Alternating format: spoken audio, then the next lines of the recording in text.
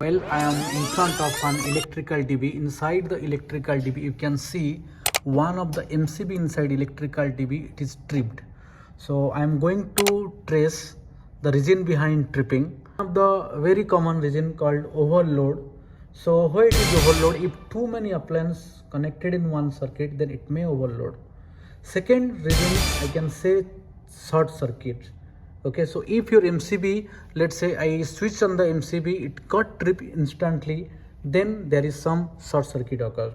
MCB is tripping, it's taking some time to trip, then there is overload. Okay, if it is tripping instantly, there is short circuit. Okay, so in this case, let me identify. So there is one circuit, I can see B6 circuit. Okay, so this MCB got tripped, I need to identify. Okay, so before going to check the load, I need to know about load schedule. So inside the DB you can see there is a load schedule.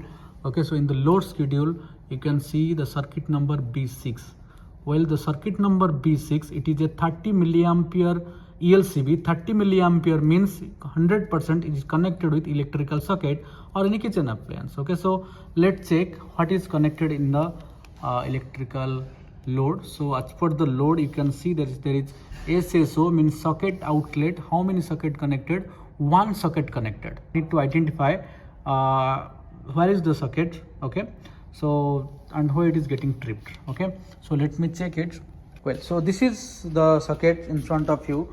Okay, so what I need to do if it is tripped, what I need to do, either there is overload and short circuit. I cannot see any overload here. Then maybe when the technician is getting on this blower, it's getting tripped. So what I will do, I will switch off the MCB. Okay, then remove the load. Okay, then I will try to switch it. Yeah, it's turned now. So what I found, due to something wrong with air blower or internal fault, it was getting tripped. Okay, so once I have disconnected the appliance, my MCB is turned now.